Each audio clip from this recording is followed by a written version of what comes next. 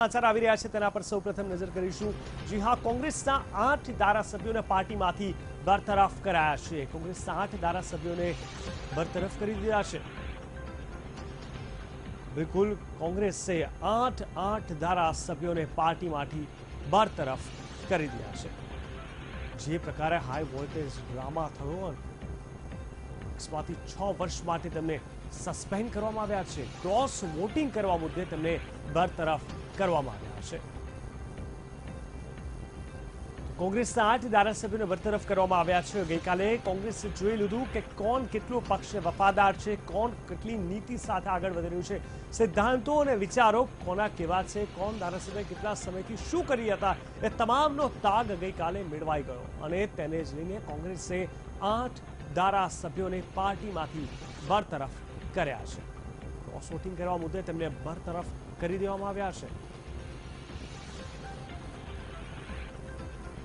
CK Rahulji અને બુડાભાઈ રાઘવજી પટેલને પણ બરતરફ કરવામાં આવ્યા, તો આ સાથે અમિત ચૌધરી, ધર્મેન્દ્રસિંહને પણ બરતરફ કરવામાં આવ્યા છે। ક્રોસ વોટિંગ કરવા મુદ્દે તેમને બરતરફ કરવામાં આવ્યા છે। કોંગ્રેસના 8 ધારાસભ્યોને પાર્ટીમાંથી બરતરફ કરી દેવામાં આવ્યા છે, જેમાં સીકે રાહુલજી અને બુડાભાઈ રાઘવજી પટેલને પણ બરતરફ કર્યા, તો આ બાજુ અમિત ચૌધરી, ધર્મેન્દ્રસિંહને પણ બરતરફ કરાયા છે।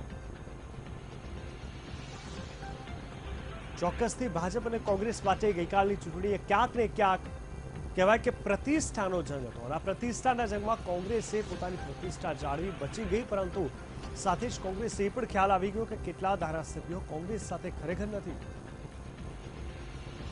કોંગ્રેસના 8 ધારાસભ્યોને પાર્ટીમાંથી બરતરફ કરવામાં આવ્યા। સીકે રાહુલજી અને બુડાભાઈ તથા રાઘવજી પટેલને પણ બરતરફ કરવામાં આવ્યા છે। તો આ સાથે જ પક્ષમાંથી 6 વર્ષ માટે તેમને સસ્પેન્ડ કરવામાં આવ્યા છે।